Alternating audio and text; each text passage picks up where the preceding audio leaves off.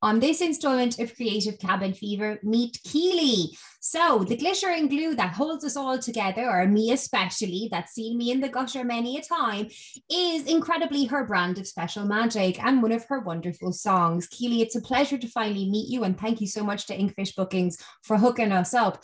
How are you today? I'm in a state of mild or not so mild derangement, coming to you in a rather frazzled form, but becoming increasingly more serene the more I stir this cup of tea that nestles between my fingers. There is something wonderfully comforting about stirring a spoon in a cup, right? There is something about the motion of the spoon as it stirs the liquid. It almost like it's sort of, it's like you're slowing to a slower state. You know, it's kind of it's like, you know, when you're on a train and it's the gears are grinding and it's gradually slowing down. And I suppose that thing with a cup of tea where you're kind of steering yourself back to a state of slowness. Are you going clockwise or anti-clockwise on that one? I'm going anti-clockwise, yes, very much so. Do you go clockwise? I don't know. I just thought about it right there. I'm going to go make a cup of tea after this and see what way I start. That's very interesting. I like random questions that make no sense for the interview, but make perfect sense for the interview. Well, I absolutely love them. I've never been asked that question before. And I've never been conscious of the direction that I've been stirring my tea.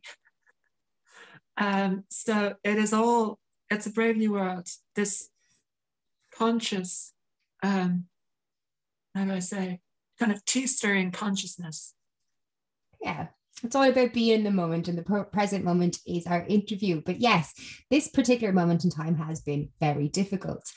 Have you encountered any changes to your creativity while in lockdown? That's a question I really, really like. Lots of people answer it differently. And I think it's an important one to ask, to try catalogue and have a time capsule to this exact moment in time for the future.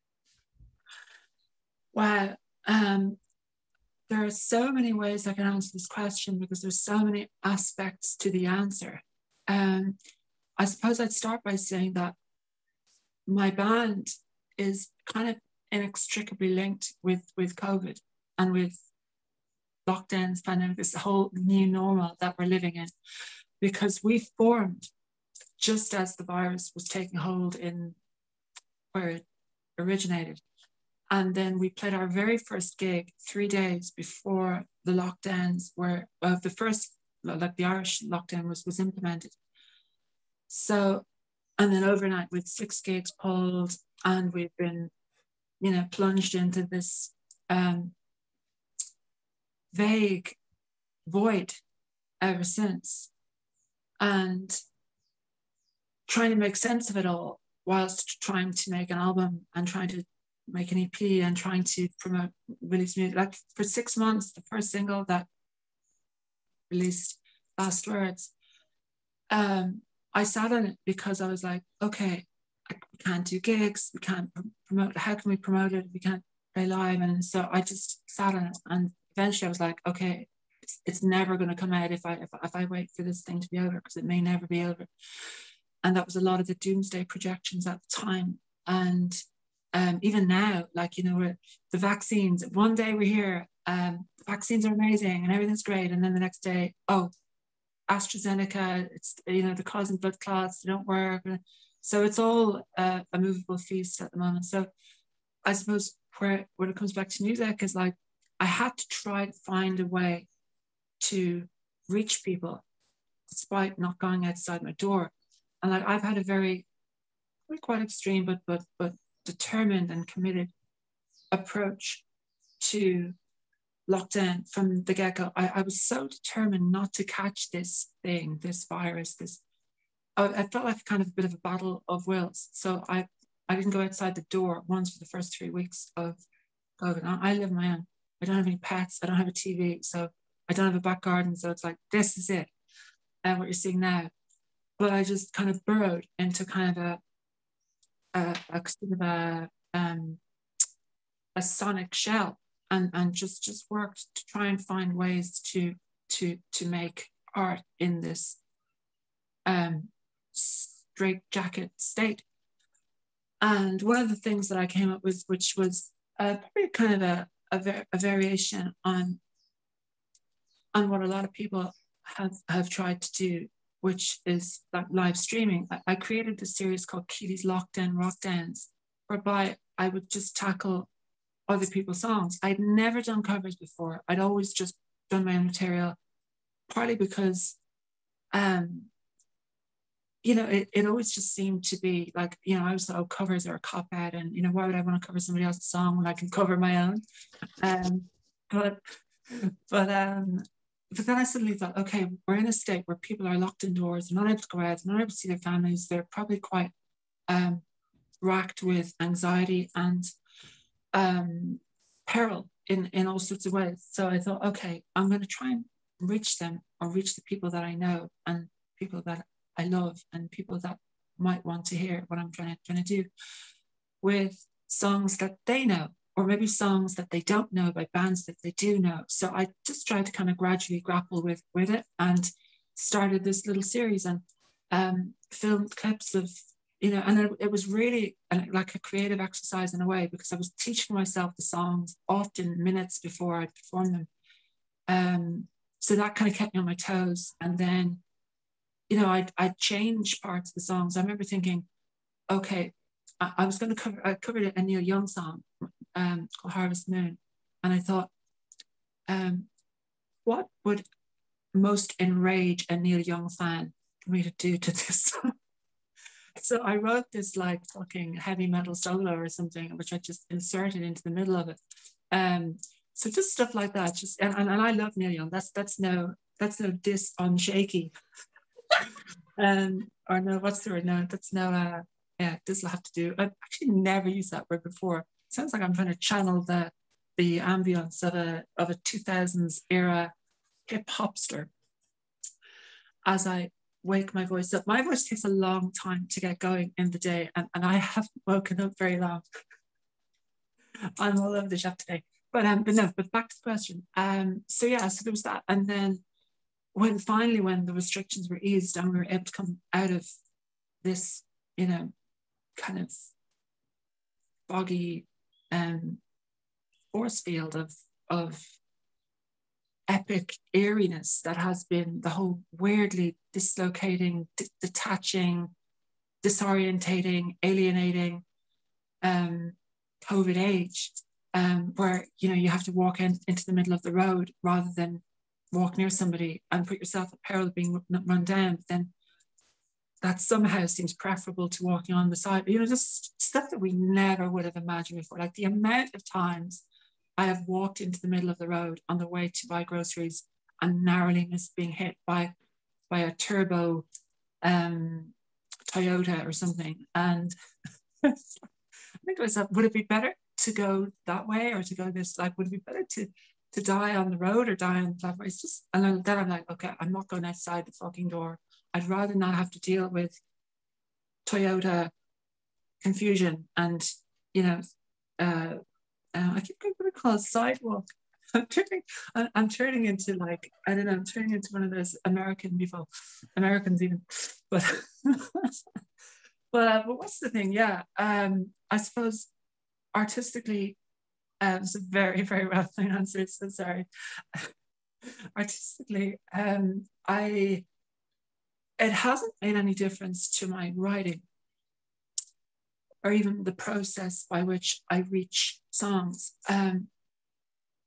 because I'm still like, I have two ways of writing songs, and those two ways have not altered in any way. Generally, I write songs in the middle of the night when I hear a tune in my head, or if I pick the guitar up and suddenly a phrase just appears and it just develops into a song, and suddenly I'm standing there 5 minutes or half an hour or an hour later, and after coming out of this white hot heat of creative clouds, to suddenly find myself with a song that wasn't there an hour before or half an hour before. And it's an amazing thing to get lost in the moment it's my favorite thing in life, because you just go into another state, another sphere, another space. And yeah, so that hasn't changed. But I suppose the having yeah, no, it hasn't changed my creativity in any way, but I've been pining for rehearsals, pining for full band rehearsals, because that's the one thing I probably miss the most. And, the thought of appearing on stage in front of a crowd is like a distant dream. I don't want to get my hopes up about it, because the last time my band booked a gig, because very, very briefly, one venue in Dublin obtained a theatre license. So this is officially the longest answer of all time. I love it. This is what this is about. I love it. Keep going. Okay. So there's a venue in Dublin. Yeah, there's a venue in Dublin, which called the Wild Duck. Oh, yeah. Briefly obtained a theatre license, and they were able to put gigs on, and they booked us for a gig. This is before our first single even came out. We hadn't released a note of music, and it's only a small capacity venue, but it sold out within 3 days. And I was like, wow, this is, an opportunity to be on stage again, to be able to actually swim in our sound, because we have a very atmospheric, immersive sound. And it's like, I just get lost in it. And for me, it's like the opportunity to stand on stage and swim in our sound and experience that freedom, and getting into the nooks and crannies of the songs that I wouldn't get in any other way, and getting to share that headspace with my bandmates and whoever else might be in the audience, is kind of intoxicating. And it's not even about audience reaction so much, because the one time we got to play these songs, the one time we got to actually bring our sound to a stage, it was an amazing. I wept mid-set. It was a really powerful experience. So to have that snatched away from you just after you thought you had it, is really frustrating. And thus ends the longest answer since Garth Crooks last appeared on football. Not the longest answer, not even close to the longest answer, Keeley. So we're doing good. But yeah, that stop go is really, really annoying. It's really frustrating. It's really hard going. We're all feeling it. We're getting like bouts of super excitement and then massive crashes. I almost feel like I'm suffering some kind of bipolar disorder. My highs and lows are so like attainable. Like it's like this weird CPTSD that has me completely buzzed 1 second, and then I'm like, and taken to the bed again. We're all there. So I feel you. And I imagine anyone watching is getting to that point where they're as exhilaratingly low as me. So you're not alone. Have you discovered anything new about yourself in lockdown, or have you taken up any new hobbies maybe? Let's think.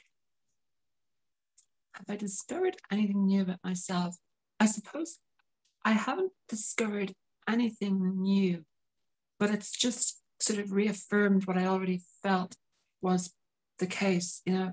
I suppose just the survivor spirit, the dogged, kind of trenches mentality that I have had to have to get even this far, to be able to make music, independent, original music, with a very unique concept that might be perceived as being strange or uncommercial or something.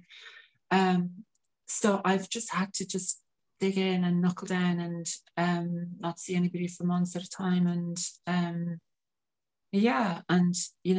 and outside there is so weird. That's the thing. People are like, oh, go out for a walk. I'm like, well, first of all, it's fucking freezing out, if I may say that. Break the watershed. I'm sure I'm allowed to swear. You can do whatever you want. It is a completely free, censorless platform where everyone can just be themselves. Nice. Bye, Queen. You rock. You officially rock. But yeah, it's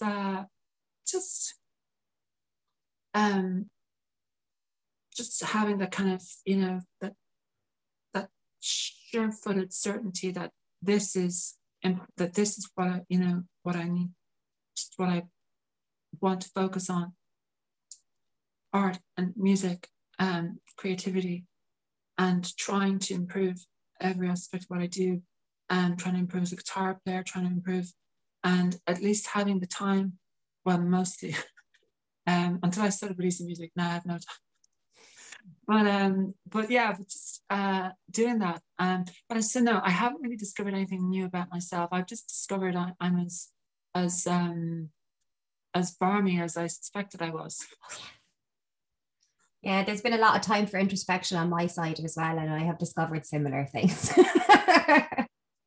And you do gaming, because I know nothing about gaming, but through your beautiful little vignettes, I've become really intrigued and kind of touched by your world and your life, which is so. I love your little vignettes, your little clips. There's such portrayals of purity in a way, because it's so natural and raw, and whatever you're feeling at that moment, if it's great, if it's not great, it's and I love that, and I think that's why people probably really respond to it. And the what do you call your the Vicob, the Vicob, yeah, all of that. Hello Vicob, by the way. It's such an honor to be appearing in front of you. I would imagine your Vicob, your families probably don't know who I am. So it's thank you for allowing me to inhabit this Vi space. Yeah, Vikingdom, I've decided we're going to call it from now on. Yeah. That's a discovery that came to me 2 days ago. I was like, what will I call the space? What will I call the space? The Vikingdom, quite obviously, Rebecca. The Vikingdom. No, that's actually really good. That is a really it has a hook. Does have a hook.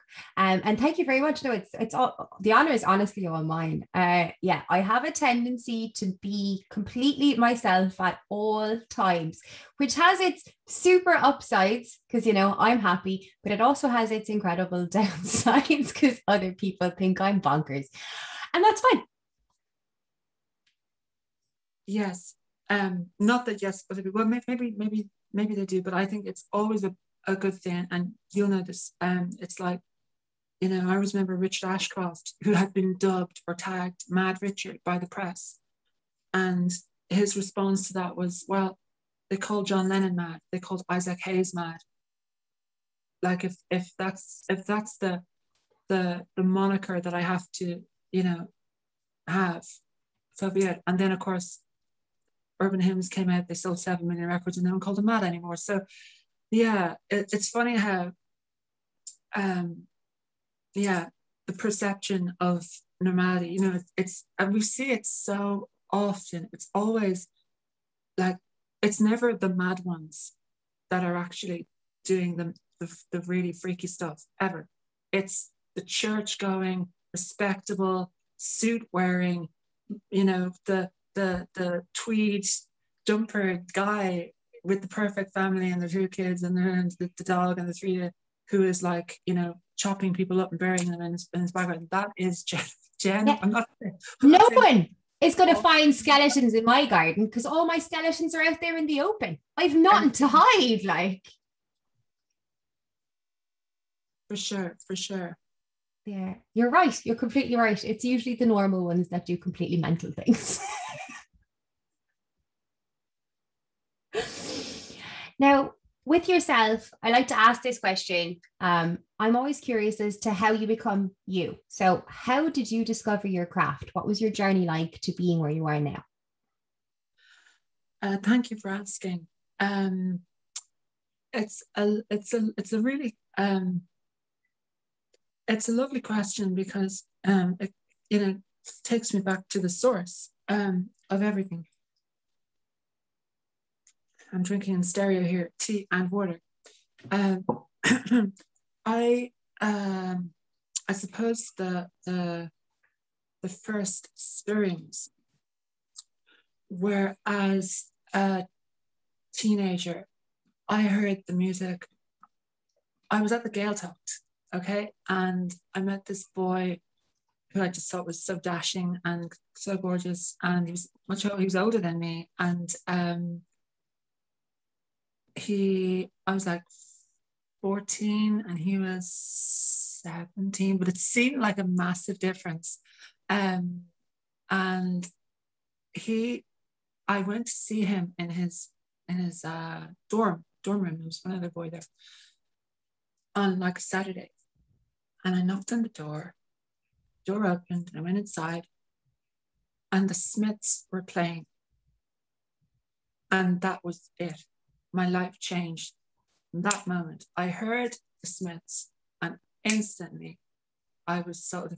It was just like, the deal is done. It has sealed the deal. Like, it was just that was it. That was just my year zero, because I'd never had, I didn't have any older siblings. My father was never around. I didn't have any cool relatives. I didn't have any friends after that point, because I had some friends around that time that I moved. I was constantly moving as I was a child. So I was never anywhere long enough to form bonds to be able to, that were deep enough to be able to get into that kind of situation of like firm friendship. So when I found the Smiths, that was like, it opened a portal to like a world of sound and vision, to quote David Bowie, because suddenly it felt like prior to that I was kind of like blindly wandering in the wilderness, and suddenly I had this band that were dead, that had obviously broken up years before, but that didn't matter, because to me they were more valid and more real and more raw and more interesting and more absorbing than anything else that was going on around me. And I just laid it in on this thing, and I just said, how was that like? How I didn't know anything about songwriting. I didn't know anything about production. I knew nothing about anything.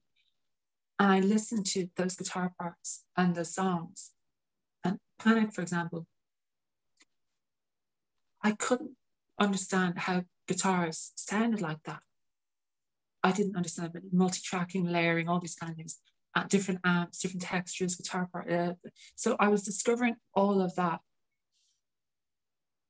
blindly, like a baby. It was really beautiful. And at that time, I moved to a really kind of tough, really tough kind of, working class school, which was just, a lot of kind of a very brutal environment, very akin to that depicted and described in the Headmaster Ritual, Smith song, all about the school system, specifically in Manchester, although I was in Dublin. So I was going to school every day, getting beaten up, coming home, burying myself in the Smiths, and hamster on a wheel. That was, and then through that, I obviously asked for a book about the Smiths for Christmas from my mum. And then I read about Joy Division, then I intrigued about Joy Division, then I, heard them, and it blew my mind, and then I bought Joy Division records, and then I discovered these to be New Order, and then I got New Order, and it just from there, and then you realize, who influenced them? Who did they influence? And you just discover, and it's a brilliant kind of way to discover music. To just, you feel like you're making your way through a forest, and it's dark, and it's kind of what's the word?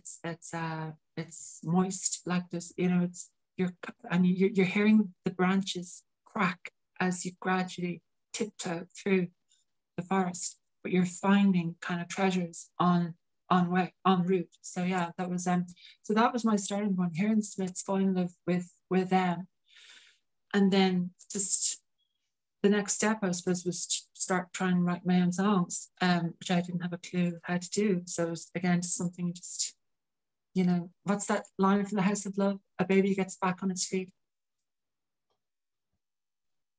An amazing story. My journey in music is very similar, but so that's amazing to me that there's someone else out there. Like, I connected with music for the first time when I was 3, I think, in the back of my dad's car. I heard the Rolling Stones Painted Black for the first time, and I was like, Daddy, who's this? It's amazing.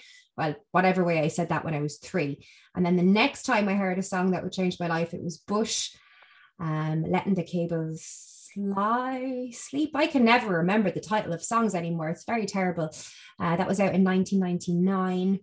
And I just went to every single record store in Geneva looking for every Bush album that had ever been made. And that's how, yeah, well, you see, this is where the next part of the story goes. So similarly enough to you, Keeley, I never stayed in a town long enough to make friends. So from age 3 to 14, I lived between Switzerland and France. And then I came back to Ireland. I lived in Clonakilty for a couple of years. And then I was back in Waterford. And you're 14 years old, 15 years old. You're a teenager who grew up abroad. You're a bit strange. You're not going to make friends in those years. So music was my best friend too. Thus, my complete obsession and need to pull and help anyone who creates beauty. Oh wow, that's a beautiful path to pursue. And yeah, that I can imagine. Like I know what I can imagine what it must have felt like. Although I can't quite imagine how weirdly dislocating it must have felt to go from somewhere like Geneva to Clonakilty. Was that such a jarring jolt to go from a place like I've never been to Geneva, but it sounds so exotic. Well, everything sounds exotic to a person from Dublin, but Geneva versus Clonakilty, they sound like two different worlds.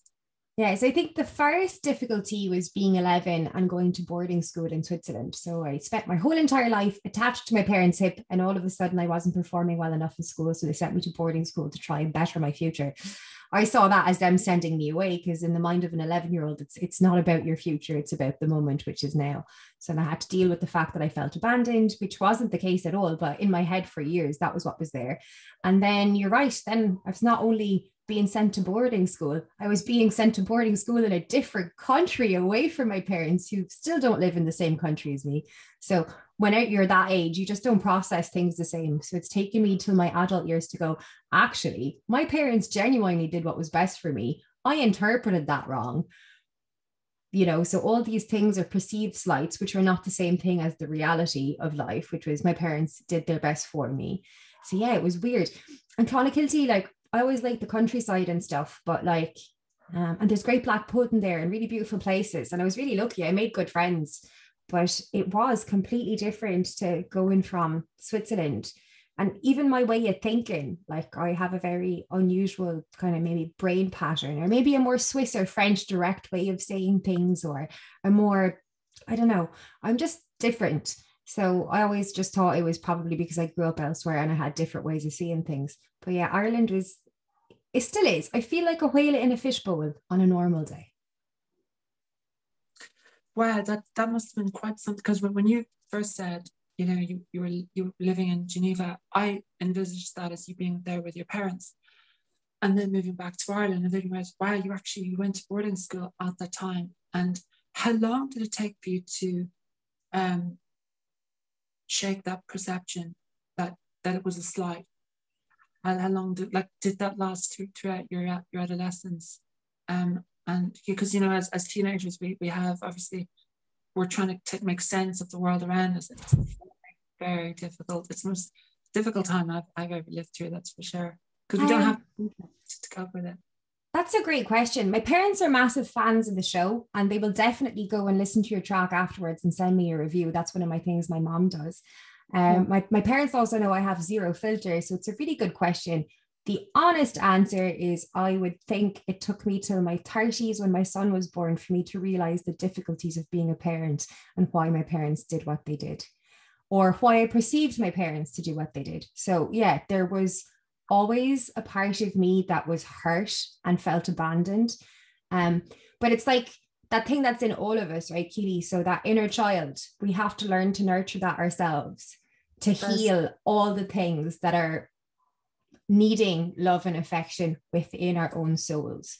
Like, you could be the most perfect parent in the world, right? And you could tell your 4-year-old he can't have a car, and that could literally be the day that his inner child fractures, right?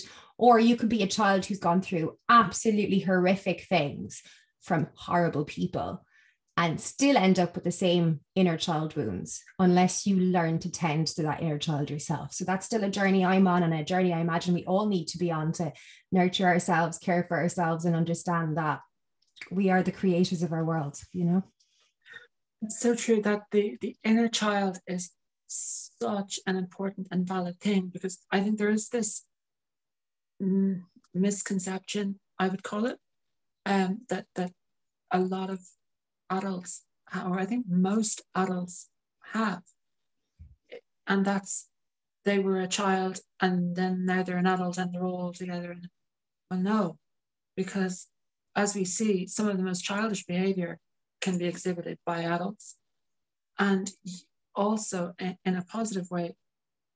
You don't feel like, although we may adopt the trappings of sophistication or adult-esque behavior, we're still the same kid underneath in every way. So like I feel more of a kinship with my childhood self than I don't have another self to even have it. It's, you know, it's a weird thing, but it's so true. And I think that's a really important thing about music, about art. Certainly music, I can speak for that. It's like keeping that inner child nourished and like, you know, psychologically nourished in terms of the imagination and freedom of expression that is involved in making music and making art. Is so important. It's one of the reasons why I'm convinced, if you look at musicians generally, right, generally, they all have quite a boyish or girlish look about them. Even when they're way older, they all generally still have their hair. Most of them. If you look at investment bankers, they're all bald. You know what I mean? They're all they all look like fucking, I don't want to. They all look like the pub landlord. What's the guy, landlord, or Duncan Goodhue? No disrespect to Duncan Goodhue, but you know they have that kind of like, you know, Addams Family vibe. You know what I mean? It's like, I just think that when they get into that whole world, that whole pursuit of that avaricious pursuit of money as God, and it's all about, you know. And I understand that, you know, whatever they're trying to accomplish, but I really don't understand. But I try to understand it. But the thing is, it's like they lose. You trade something, and something gets lost, and what you lose is A, it's irreplaceable, and B, it's incalculable how much worth it has to your inner self. And it's why, like, I mean, this one of my favorite songs by a band called a post-punk band, I'm sure you know, called the Chameleons. There was a song called Childhood, and this beautiful line in the chorus of that song, which is, you have to hold on to your childhood. And the verses are this really poignant depiction of someone, as the protagonist of the song is the line that, black are the bags hanging under my eyes. It's you know, the sign of someone who's you know, in the rat race and trying to keep their head above water in everyday life, and striving to keep everyone happy, the bank happy, and keep the mortgage payments, the interest payments, and all of the shit that we have to try to breathe underneath, and you know, stop from dragging us into a plug hole. And there's just that central core, that central tenet. You have to hold on to your childhood, and you have to hold on to your childhood, because if it goes, a part of your brain, a part of your soul goes, that you're never going to get back. So I've been trying to hold on to that part of my childhood through songs, through music, and it's still the purest space. And that's the thing. Like, I hate the music business. I love music. And it's those two opposing forces that sometimes can collide in a positive way, but generally not. Generally, they're very uneasy bedfellows. And I think it's really important. You know, I've heard of musicians becoming jaded and getting, you know, they can't listen to music, and they can't, you know, after bad experiences, whatever. And I never, ever want to get like that. I don't think I ever will. I think I'll be someone like Tom Dunn, who is such a genuine, ardent music lover. You know, he's been through the mill, he's been on labels and bands, he's gone through, but still, the guy loves music. And one of the reasons why, you know, I think so highly of him. And all of it, like, that's the other thing, like, so here I go wildly off topic. You know, Brilliant. DJs, like when I think of the DJs that I'm fortunate, play my songs, they're all massive fans of music. Kieran from De Laurentiis on Radio Nova, Tom Dunn on News Talk, Fiachnut Branagh on RT Radio 1, all the 8 radio DJs, Jason Collins, all of those guys, Alan Jacks and Limerick 95, they're all real. Martin Bridgman at KCLR FM, they're all, they haven't lost that sense of being like a fan that is frothing at the mouth because they've just fallen in love with a new single or a new album, or that has just come out in vinyl, or it's come out, the splatter vinyl has just arrived in the post, all of that. And I love that there are people that are still, mad for it, as a Mancunian Munchkin once said, or has said many times. Many times. Yeah, no, I feel that way about music. Music is my answer. I just don't always know the question. That's as simple as we go about that. And I do think that playing with the inner child is super important. Instead of a song, I would quote a book. Have you ever read The Little Prince? The Little Prince? No. Okay, so The Little Prince is mistaken to be a child's book, but in fact it is the most philosophical book ever. It is the second most translated book in the world, following closely the Bible. It is about a pilot who gets lost in the desert and encounters a prince. But the book starts off with this incredibly beautiful passage where the pilot is gone back to his childhood and he dreamt of being an artist, but all the adults made him feel like he couldn't be an artist. And the day this happened, he was about 4 or 5. He had just read a book about a boa constrictor eating a mouse. So he went off and he drew from his imagination what he believed to be a boa constrictor eating an elephant. But all the adults have forgotten what it's like to be children, so they think it's a hat and keep commending him on how beautiful his hat looks. Wow. Okay, I have to read that. It sounds amazing. It sounds really beautiful. The Little Prince. Mm-hmm. By Antoine de Saint-Exupéry. It's originally a French book, which was translated, as I said, almost as many times as the Bible. Wow, I had no idea that it was the second most translated book of all time. Certainly, like, I have heard of it and I've seen it. It's quite a slim volume. It's very small. Yeah.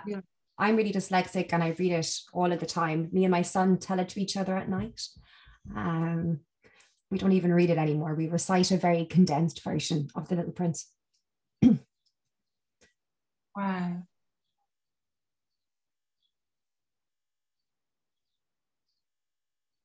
Yeah. There's loads of incredible stories in that, like the fox and the Little Prince is my favorite allegory in the entire book.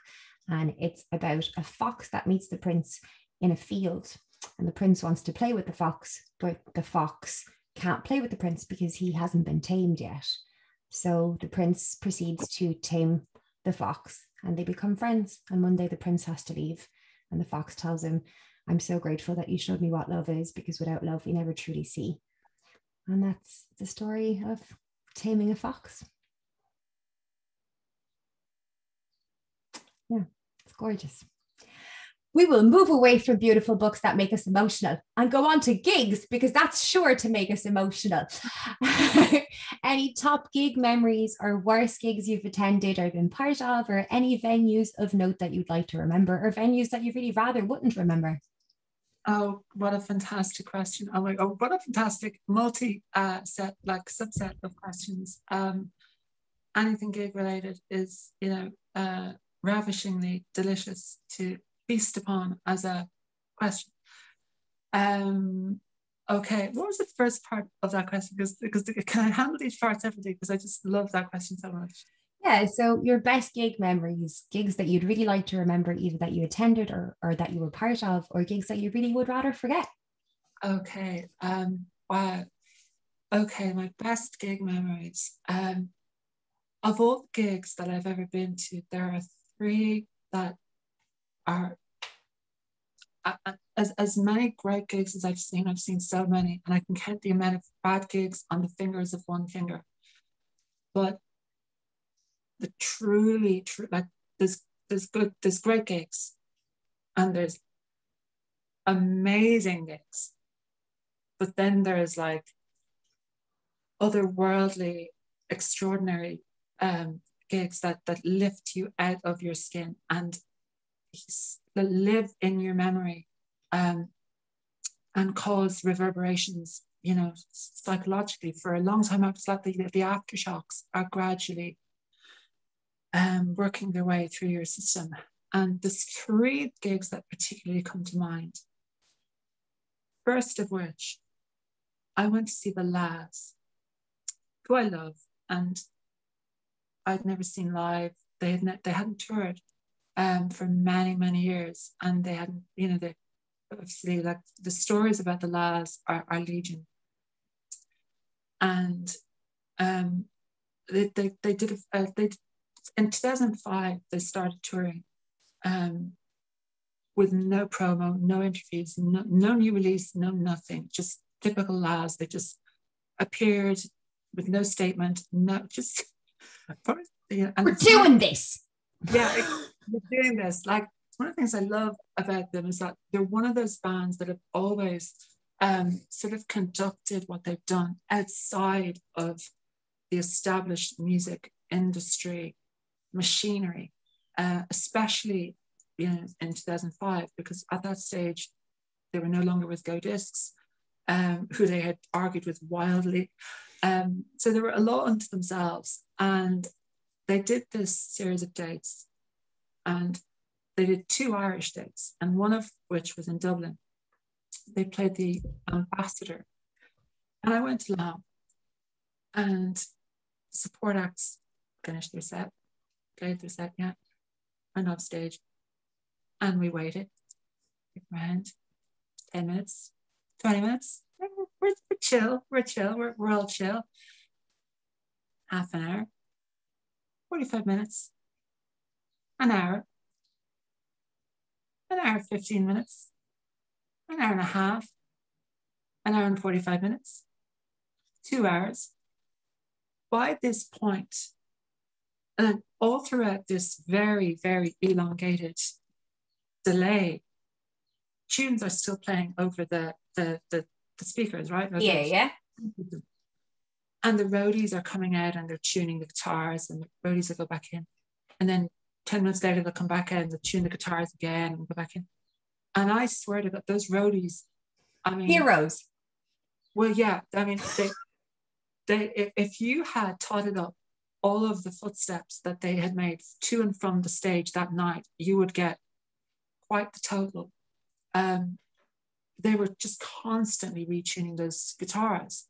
And other musicians, I suppose, when you tune a guitar, it's tuned, but I think Lee Mavers has got his own perception of things, and you know, it's part of the deal. It's part of the Lads deal. Like, we're talking about a band who used to tune their guitars to the hum of a fridge. Again, I love all that. I love all of this stuff. So anyway, the roadies are coming on and going off. They're coming on and going off. And the more we're standing there with nothing to do, I start zoning in on what's on the stage. And I notice, Jesus, there's a cobweb hanging off the amp. And then I notice there's another cobweb. Like, I think, oh, it's just an accident. But there's another cobweb.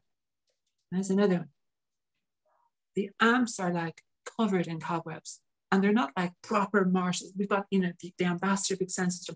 These are little cube amps. These are little rickety little things that, you know, if you start playing guitar, you know, you get one, and then as soon as possible you get a shot of it.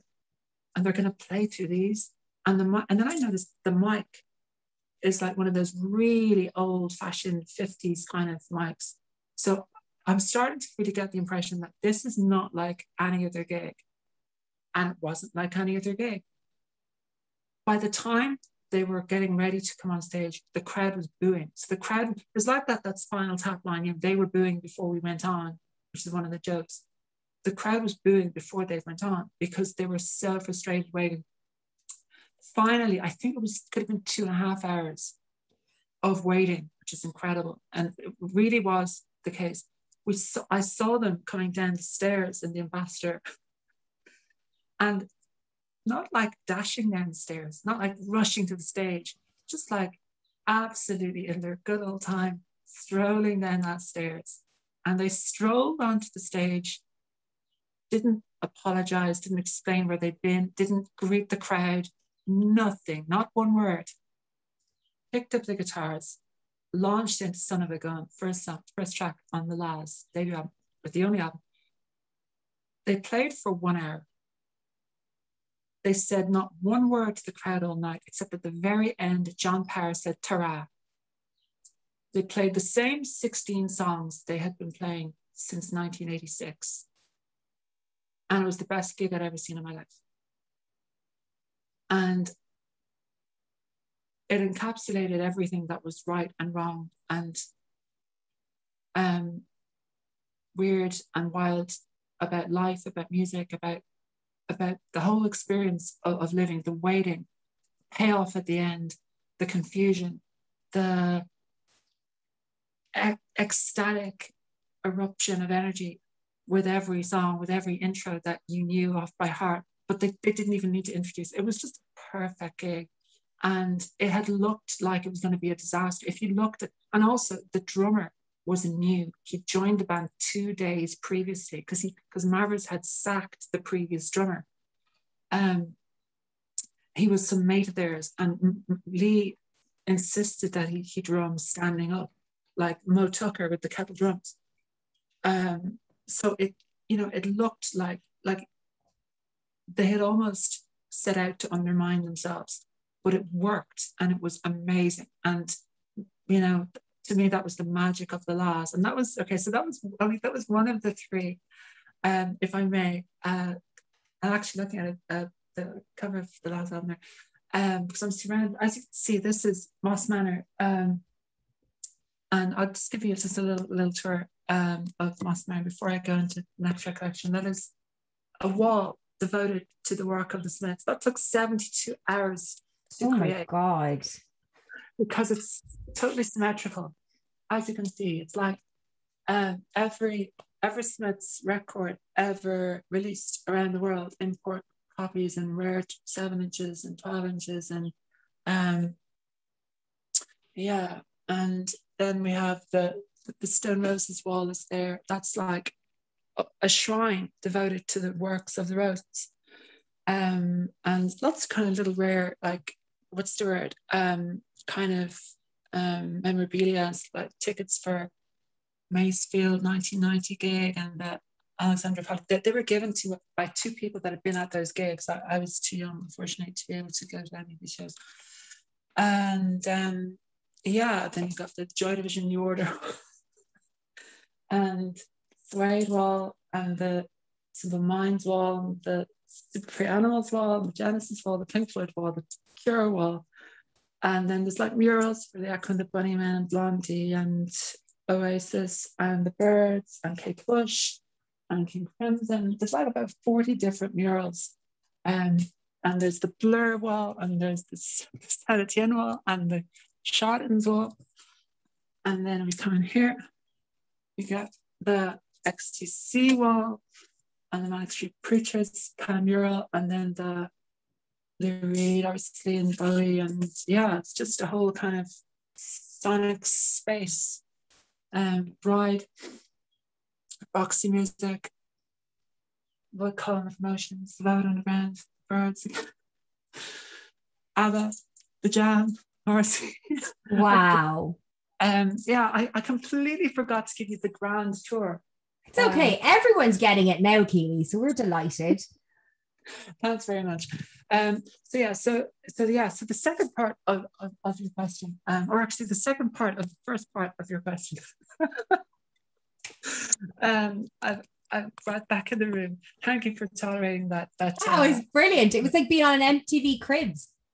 Oh God, yeah, you're right. That goddamn show that used to have those kind of on that channel that used to play music. Oh yeah, you're dead right, Viking. You're dead right. The other day I saw somebody had posted, or there's kind of some meme doing the rounds at the moment. Thank you, MTV, for 40 years anniversary. Thank you for 14 years of music, which really says it all. That they completely minimized, actually eradicated music as soon as it wasn't the shiny new thing that it once was or something.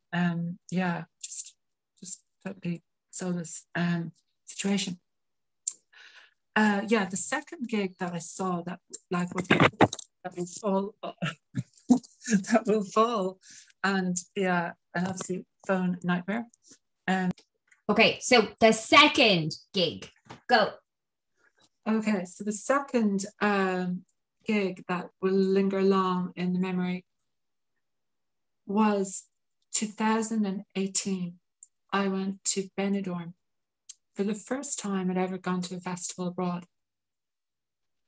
I went to see it was a festival called Vizerfest in Benidorm, and it had an amazing ride. The Jesus and Mary Chain, Cat Power, Saint Etienne, Ash, all of whom were really good. And it had the Flaming Lips. And similarly to the last, there was a very, very lengthy pause before they came out. They spent would have been about a good hour and a half, maybe 2 hours, because they didn't come on stage till about 2 a.m. You know, in Spain, somehow they can do that. Here, it wouldn't be happening.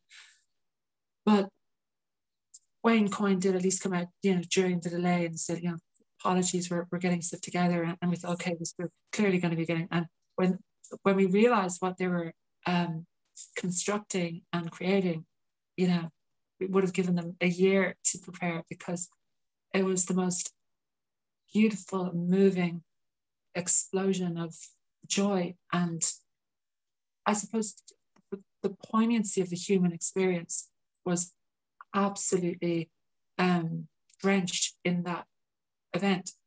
It was beyond the gig. It was just on another level completely. It was incredibly imaginative and moving, and the combination of their songs and that communal spirit. And I traveled to this festival on my own. I didn't know anyone. It was in November. I couldn't find anyone who was free and available or wanted to go to a festival in November in Benidorm.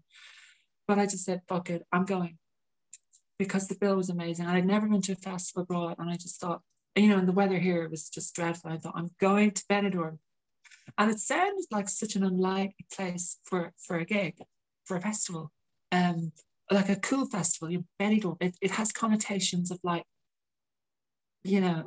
kind of Onslow on holiday,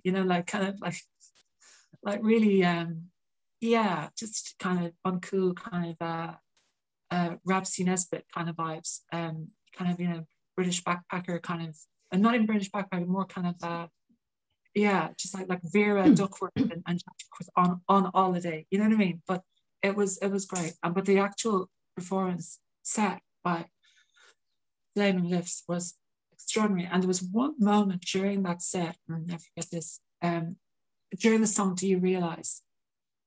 And because you've probably seen the Flaming Lips live, you can't describe it. It's the entire sky was lit up by, they launched, they're just so imaginative in what they do, and they launched this vast kind of valley of balloons and into the sky. It doesn't sound like, but then they all rained down upon us, and we were like children, the whole festival crowd punching these balloons above ourselves, and just the love amongst these people, none of whom I knew, but I made some lasting friendships during that festival set, during that night that have continued.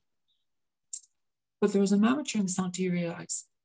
And when it's such a beautiful song anyway, but that line when he sings, do you realize that someday everyone you know will die?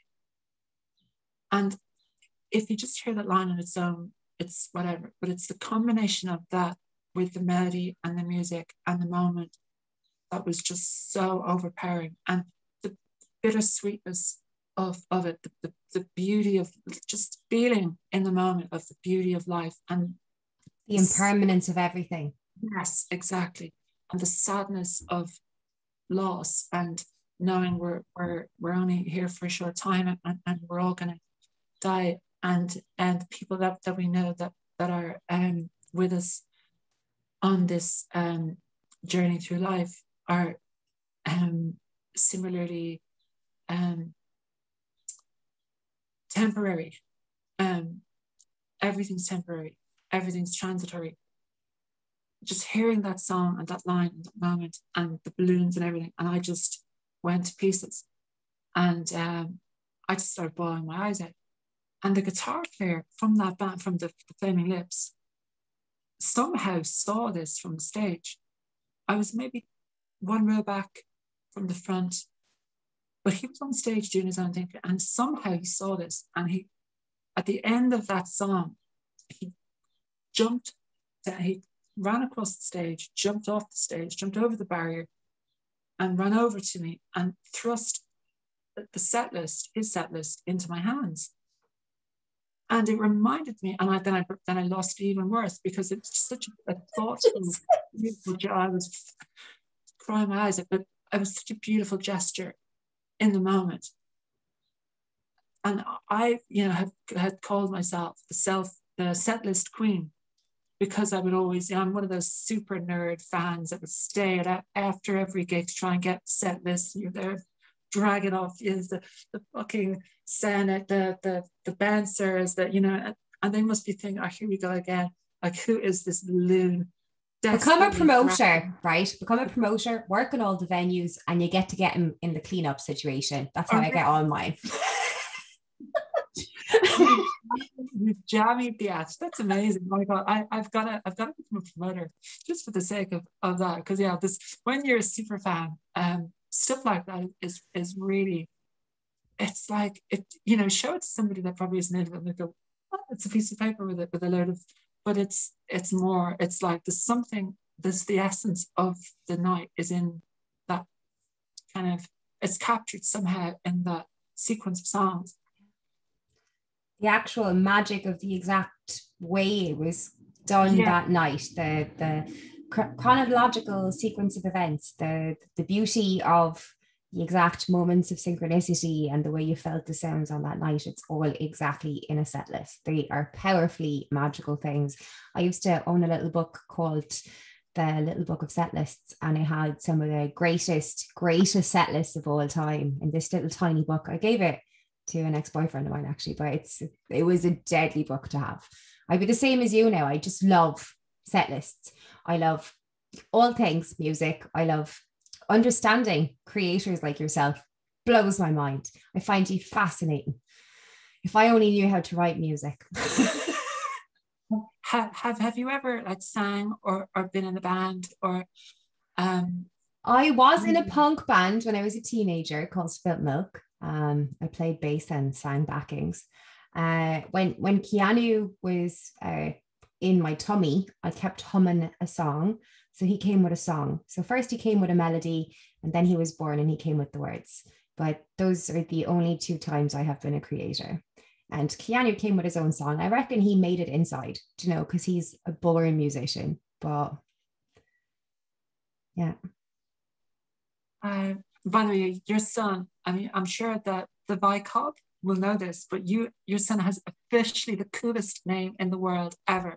It does. I heard it, I was like, it's like rock stardom elect, like rock has been thrust onto his sweet soul, because with a name like that, I mean, you're not going to be I don't think so. You're not going to work in Aldi, you know what I mean?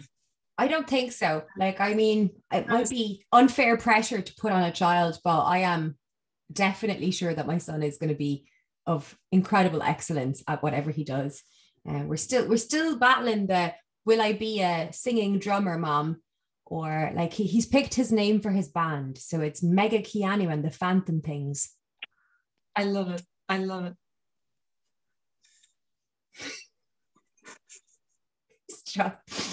He's just too much. He's been going around town tagging everything. So he's got this chalk pen, you know, the ones you use for chalkboards, and you're just going around writing Keanu everywhere the last 2 days.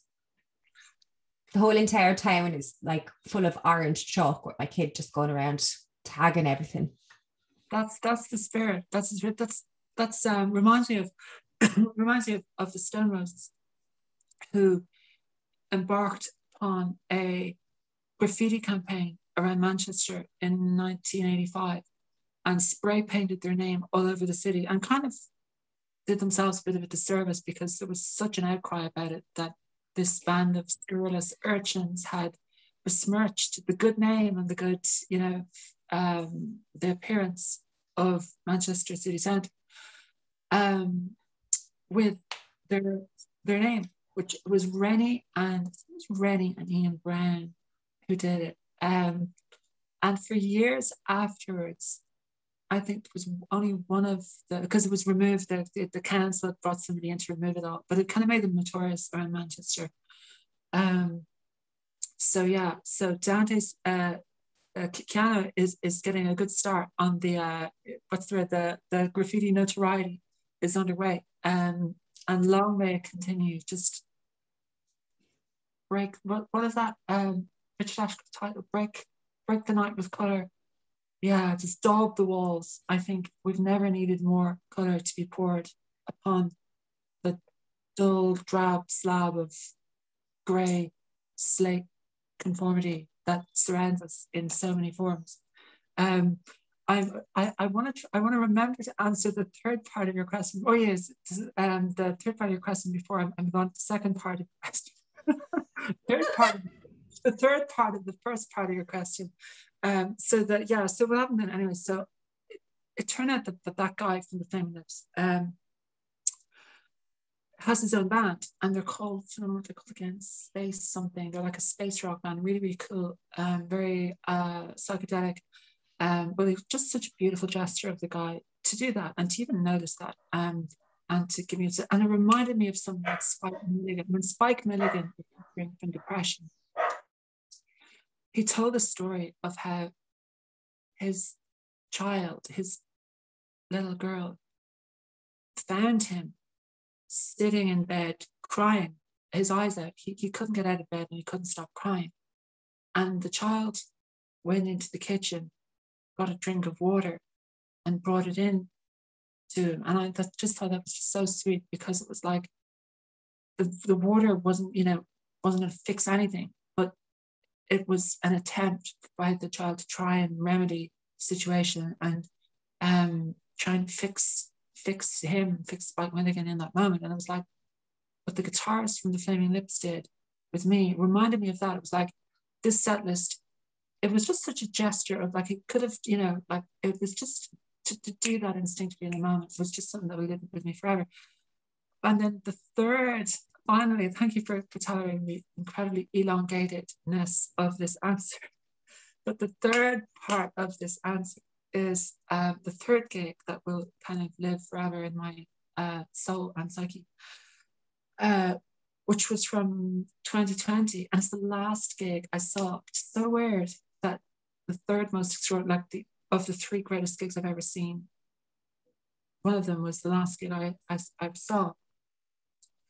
And it's a band from England, a band from Kettering called Temples. Do you know Temples? I might, maybe. It sounds familiar, but I couldn't 100% say yes or no. Okay, they were new to me, pretty much. Like I had heard them, I was on my way back from a band rehearsal and they were playing in the car of our drummer who was giving me a lift. And I was like, oh, that's really good. And then I found out they're playing next week. Oh yeah, because 2020 was going to be the year that I went to more gigs than I'd ever been to in my life. That was my plan for 2020. And you're the same. And I was like, great. So I just because I felt I'd missed out on so many things I've been too reluctant to do or go to. So I thought, I'm going to go to everything from now on. And no sooner had I decided that, the world ended. Fantastic. You're exactly the same, I can tell. Yeah. Wow. What a shit show. Yeah, no, look, it's been the most productive. I keep saying it's the year filled with most blessings and lessons in once. Yeah, well said. Well said.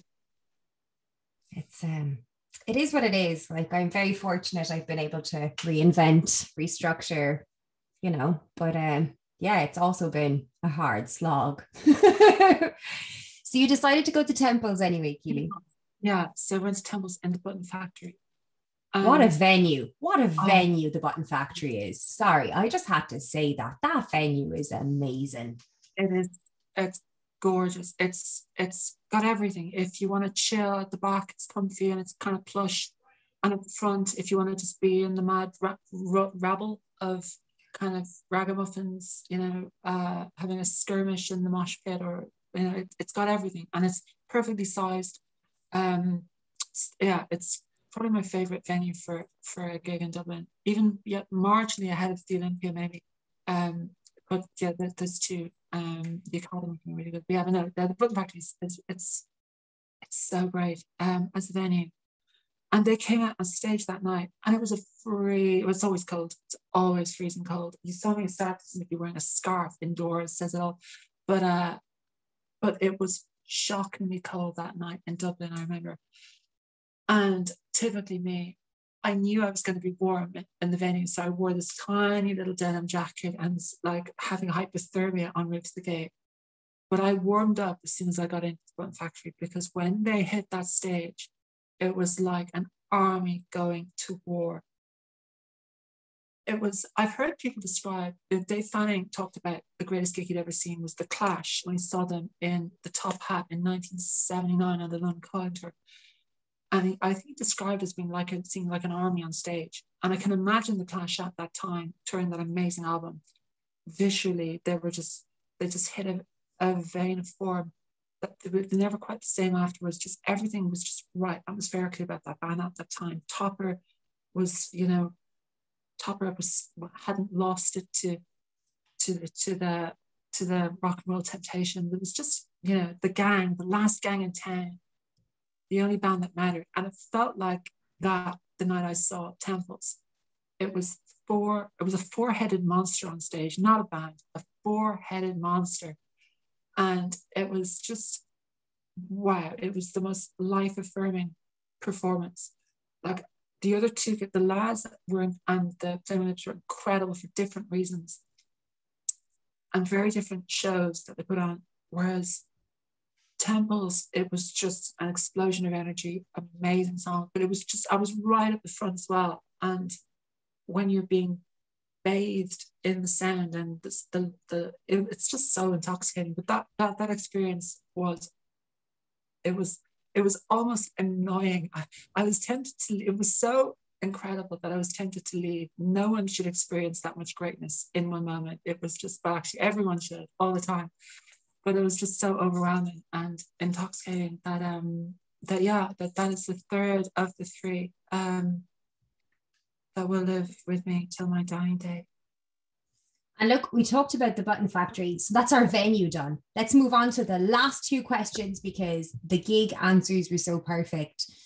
Okay, so next thing I want to talk about your opinions, feelings, whatever you want to say about being a woman in the music industry, because I'm trying to understand the question better for myself. I've started reading books and everything. So here we have Kim Gordon, Girl in Band.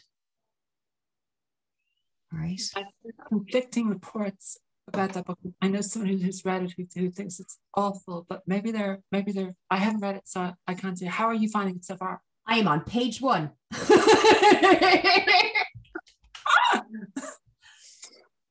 Page 1, which is the title of the song for the Charlatans. Yeah, and what tomorrow will be page 1 of that day. So what are your feelings? Whatever way you want to answer that question is completely your own magic. Oh, wait. What was have I finished all of the gig questions? Yes. You've got to 3 and then we're fine. I'm good at the interviewing. We're good. Okay, thank you. What are my feelings? Right. Well,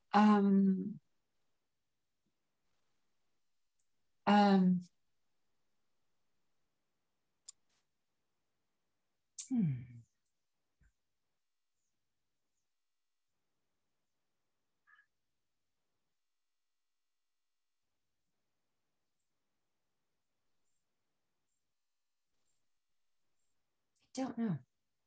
We don't have to answer that one. We can skip that one and come back to it, or we can skip it completely. I like to ask it because I think it's an important thing to understand. Because if we don't have open, direct conversations about our feelings, emotions, we cannot possibly grow. And it's only truly through uncomfort that we uncover what's under the soil. So seeds can't grow unless they push through uncomfort. It's impossible for a lotus to exist without mud, without conversations like this one.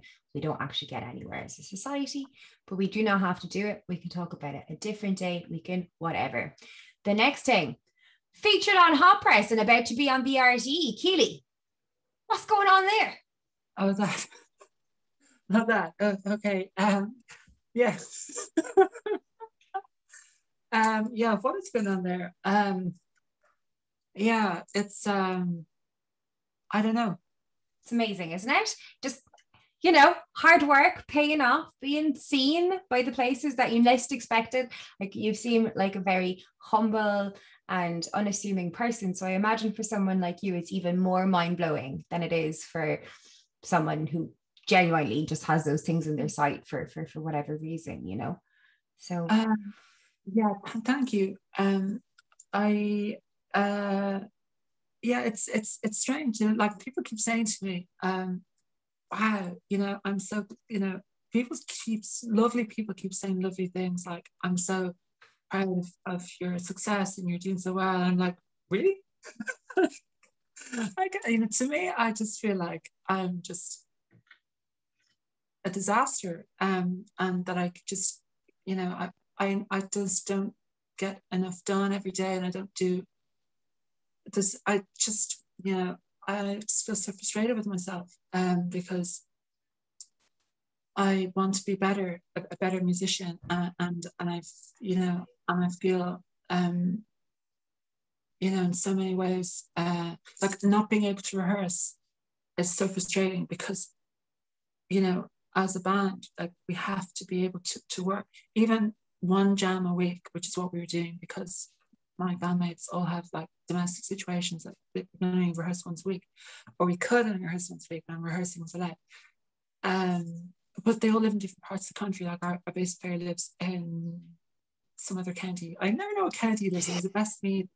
Tell me where but all that kind of stuff. So we haven't, like, met for 14 weeks, which is so annoying. So there's that sense of kind of time going by and we're losing our tightness. And I hate that feeling, because I know how good we could be if we could just get into a fucking rehearsal room and rehearse, for fuck's sake. And then just every day, like, there's just so much to do. And I it's frustrating because I feel hamstrung that I can't give our growing fan, if I can call them fans, fan base, more music, because we can't play, we can't do gigs, we can't film stuff. So I feel kind of guilty that we can't give people who are getting to be like us and be fans of me or of us as a band more. So I just constantly feel besieged by just guilt, inadequacy, and just insecurities, and imposter syndrome is what that's called. And we all suffer from that. Well, I certainly do. Like, I'm also incredibly tough on myself. I'm like, I've accomplished so much, yet I see none of it. So I guess we're similar that way too. But if it isn't for me being so hard on myself, I'd accomplish nothing. So it's kind of a double-edged sword of complete despair. But yeah, it's tough. It's a tough slog. Like, you're doing your best in a moment in time that you're not used to. Basically, what we all need to be doing in this moment in time, anyone at home watching, you yourself, me included, is we need to hug ourselves super tight, tap ourselves on the back and go, well done, because anything we've accomplished this year is momentous. If that thing that we accomplished today was having a shower, we are slaying the day. This is one of the hardest moments in time, and I just think more people should be kinder to themselves. That's all. Yeah, I hear you, and I think that's a very valid view, and it's important to bear that in mind, definitely. And I suppose being indoors all the time, and not having that kind of not having the reflection, the interaction with other people in a physical space, you're more prone to introspection and more prone to self-doubt and more prone to these things, because you've only got your own thoughts and your own quandaries to grapple with. So there's all that. So it's, I mean, I'm so honored, and that's the other thing. Like, I'm so delighted and honored that we that the songs, the singles, have had such a reaction at radio level, because there's so many other, like, I've never known. But Stuart Clark and I were talking about this yesterday. It's like, I've never known, he and I have never known of a more richly fertile time for Irish indie music. And you probably get it all the time, the amount of new releases on a daily basis, on a weekly basis, the amount of new bands and singers and new duos, and thousands upon thousands of really good new artists. And the weird thing, they've all got good production. There's no one where you go, oh, well, the song is good, the production's dodgy, or the production's great. Everyone's production is great. Like, I don't know how, but it's just, everything's gone up a notch on every level, production wise, definitely. And stuff. And like, I do everything myself. Like, I do my own PR. I make videos. I write songs. I do the artwork. I manage the band. All that stuff. It's kind of, and I manage all the social media. So I'm kind of, it's great in a way to be able to shape things and all that. But at the same time, I really miss the interaction with my bandmates in rehearsals and live, because I know we could cast sonic spells. Like, we have a unique concept at the heart of the songs and the set and the album that's to come, and getting to inhabit that space, which we only inhabited once, is and because also we have a very psychedelic light show as well that is kind of part of the whole thing. It's a real, like, I want, whenever people come to see us live, whenever we can, like, what's that? I'm going to be there. Oh, you're going to be there. I'm going to come see you. Thank you so much. But whenever people can finally do that, I want them to lose themselves in the moment, the way that I lost myself in the moment at the gigs, at the bands that I love. Or that moment when you were 14 and heard the Smiths for the first time, and you realized, exactly. Yeah. So you want your music to immerse others in a feeling. And the experience of in a live setting, especially, because with our live sound, it's something we haven't been able to show yet, but when we can, it's I think quite hypnotic, and very atmospheric.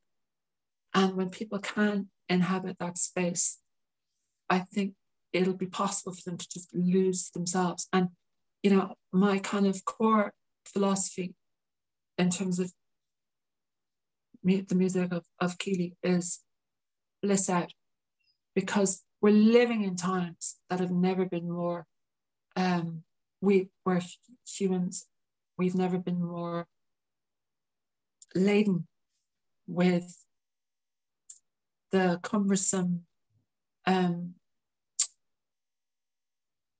corporate clogging morass of misery, bills and threats of imminent destruction via viruses and governments and police, and on a personal level, like on a day-to-day level, Sarah Everett goes for a walk and she can't make it. She's not able to make it as far as her front door. Everywhere we turn, there's something. George Floyd, walks into a shop and he has a psychopathic policeman kneeling on his throat and losing his life. And they're just two examples. The Uyghur Muslims being interned in China and being. Yeah, no one's talking about that, Keeley, are they? Yeah, it's horrendous what is being committed around the globe by so-called leading lights of the world, of the Chinese government, who are mounting campaigns of torment and torture under the watchful eye of the useless UN. There's so many bleak scenarios that are playing out all around us, and we feel powerless and we feel limited because we're not able to intervene. And we hear these stories, and also people are so busy, they've got so much going on in their lives that they can maybe only spare time to read about one of those horrendous situations, let alone try to deal with it, because they've got kids and they've got jobs and they've got dogs and they've got jabs, or they haven't got jabs, but they're trying to, we're trying to, make our way through this sea of shite, and it's like a quicksand situation. We're like swimming in quicksand, backwards, upside down, with manacles on or something. So having the outlet of glorious noise to sit in for an hour a night or a week or a month, or just having that space to escape to, is priceless. It's so important, whether it's in the form of a gig or an album or even just a song for 3 minutes, 4 minutes, 5 minutes, however long. Some of our songs are 12 minutes long, and to just lose yourself in sound and bliss out. And I think that's why I just want to try and enable people to bliss out. And a lot of our most blissful moments musically are to come, because we're still, still finding our feet musically. And Alan is my producer. Alan and I have been making the first Keeley record over the last nearly 2 years. Actually, we've been painstakingly piecing it together. And Last Words was the first single from it, and The Glitter and the Glue is the second single from it. So I'm gradually kind of unfurling the flag.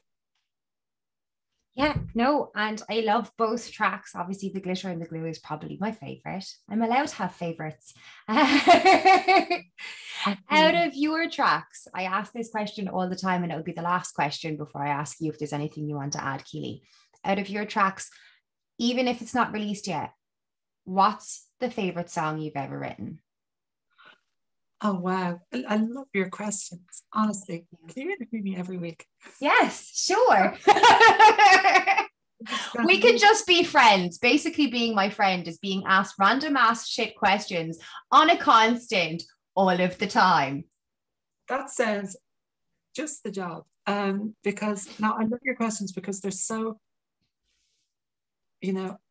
artistically, like they're centered on sonic, ground. Like it's artistic related questions. It's not like career and stuff. It's all about your creativity, what makes you, the magic of you. Exactly, and what made us fall in love with this beautiful beast in the first place. And I can sense I'm speaking with a kindred spirit. Without a doubt. The song of mine that I most love. Okay, there's well, let me just take 3 seconds to think about that. Okay.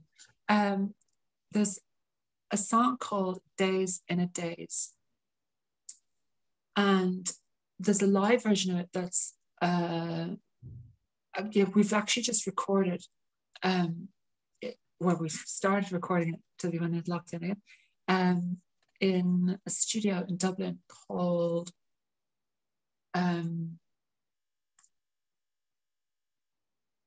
where's the studio? Fontaine's DC. Recorded there. We recorded with Dan Doherty. What's the name of the studio? Dan, what's the name of the studio? Dan's not here. But we recorded an EP back in December, which we haven't got to my vocals on it yet, but we have at least the tracking done. And it'll be the first kind of hopefully it'll be our first EP later in the year. But the very first track of that is called Days and a Days, and it's the first song of our live set. And it's this long, slow, flowing piece. A piece sounds so kind of highfalutin, but it's just it's a really dreamy epic, and I suppose it sets the tone for the rest of the show. But we haven't got to play it. We played it once, and I just lose myself in it every time, and I just love it. So yeah, Days and a Days. Wonderful answer. Thank you very much, Keeley. Now, before I stop recording and we go back to being friends, is there anything you would like to add to the interview? Thank you for asking. Thank you for the opportunity to garnish this mess of a meal that I have thrust upon the plate. You really are not that. It's been a complete joy. Like, you're lovely. You have a really incredible vocabulary, and I can tell that you truly love and enjoy music the way I do. I think that's pretty special, and everyone should know more people like that in the world, because without music we've got nothing. That is so true. It is so much the case. And I think the coronavirus, what is it called? COVID to COVID-19, coronavirus, pandemic. It seems to have about 8 names. The current situation is what I like to call it, because it's ever changing. Yeah, because it's strange how it seems to mutate, not only in virus form but in name form. It seems to have a new name every 10 minutes. How else to stay current unless you're being renamed every 3 seconds? That too. What else did I add? I suppose if you found this interview interesting, or if you like the sound of singles, just please to check us out on Bandcamp, which is our little homely haven online. It's kind of where we're kind of building our band, this kind of sonic space. So on all our socials, we're on Facebook as Keeley Music, we're on Instagram as Keeley Music, Twitter as Keeley the Band. Some twat took Keeley Music. Who are they? I'll find them. Yeah. Let's hunt them down. Let's mount a mission to unmask those scoundrels, Scooby-Doo style. They ought to be unearthed and unmasked for the. I'll get Alana to help us. She's got a gun. That will come in fierce handy. Yeah. She's a badass. Alana is a badass. She reminds me to stay a badass. She's brilliant. She's from this graphic novel called Saga, which is one of my favorite graphic novel series ever. And the other day, Keanu found her in her pop box and opened the box, and I cried, and then decided it's okay that he just broke my favorite, or one of my favorite collectibles. It's stupid to be 35 years old and want dolls in boxes anyway. I love it. And actually, there you go. You are, let me just show you something here. Okay, here we go. Yeah. Oh, okay, right. Here we go. So, still have the Marshmallow Man. This guy here who makes a statement.